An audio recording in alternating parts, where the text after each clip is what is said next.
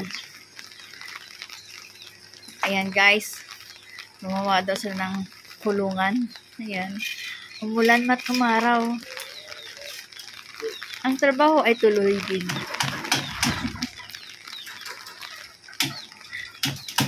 Sipag-sipag nila. Lakas-lakas ng ulan. Diba guys? Ayan. Kasipag sila. Tingnan si Kalma. Ayan. Tingnan nyo guys. Oh. Lakas-lakas ng ulan. Kinain daw ang itlog guys. Yan. Gumawa sila ng kulungan guys.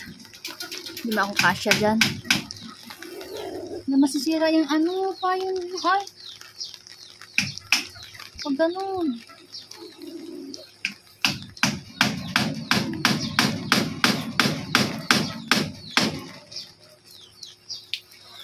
Malapit na matapos. Yan. Natapos na daw yan guys. Ayan daw. Natapos na daw. Kasi lang yung cellphone ko. Ayan daw guys. Oh. Yan daw yung magtrabaho guys. Tingnan mo. Mabilisan trabaho yan guys. Para sa ekonomiya. Umulan mat umaraw. Ang kinabuhayan. Kabuhayan ay tuloy din. Kinabuhayan. Ayan guys. Nakita nyo? Kahit ang lakas ng ulan. Sige pa rin. Ganyan sila. Ganyan sa kasipag guys. Kasipag daw sila ngayon. Diba? Kunting push na lang guys. Natapos na yung kanyang ano. Ang tawag dyan. Yan daw yung ano ngayon. Kailangan niyang matapos. Diba? O, yan. Sipag-sipag nila guys, no? Yan. Kahit malakas ang ulan guys. Malakas yan guys, oh. Pero sige pa din.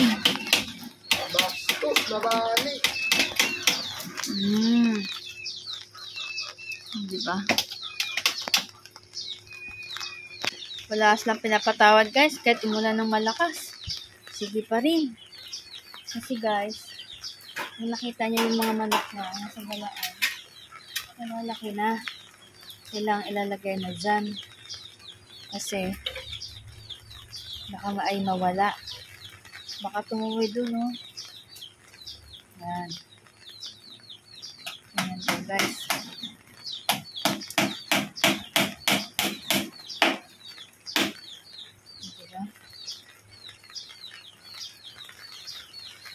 Konting push na lang yan guys. Matatapos na yan guys.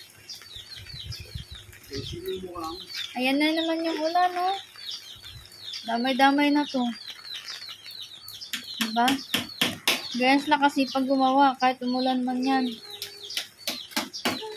Yung pa ko, oh. Nakabaliktad. Ganyan guys, oh. Konting push na lang guys. Matatapos na guys. Lalagay na dyan si, ano, si long-legged. Mas malaki na si long-legged guys. Kailangan nang lalagay sa kulungan. Kasi baka mawala.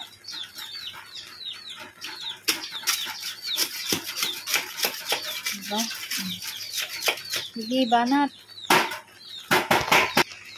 Ayan na. Nakatapos na talaga.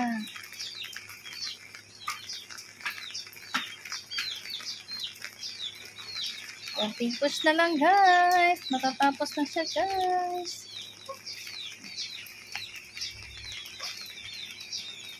Yan ay 4 na butas lang guys. Igi-isa sila dyan. Yan, isang butas. Pangalawang butas. Pangatlong butas. At pang-4 na butas. Diba?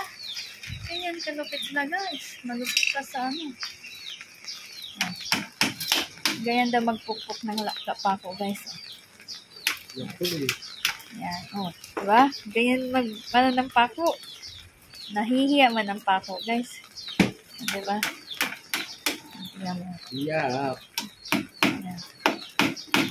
Diba? Wala siyang choice. Hala tuloy. Yeah. Kaya gumawa ng kulungan guys. Dahil dyan, malalaki na siya. Ayan, malalaki na sila guys. Ayan. Ayan, malalaki na sila guys. Kaya kailangan ilalagay na sa kulungan guys. O, diba? Kung nakita nyo. Sep! Si long-legged oh.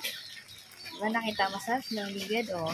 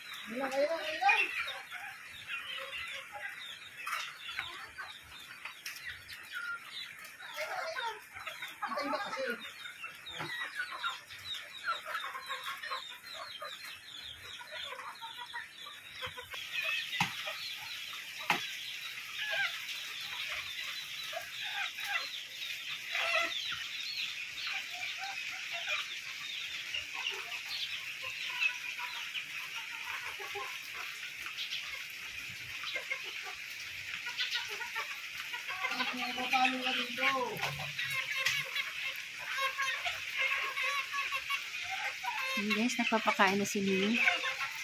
Kasi malakas na naman yung ulan. Diba, basang-basa sila, oh. Sep, oh.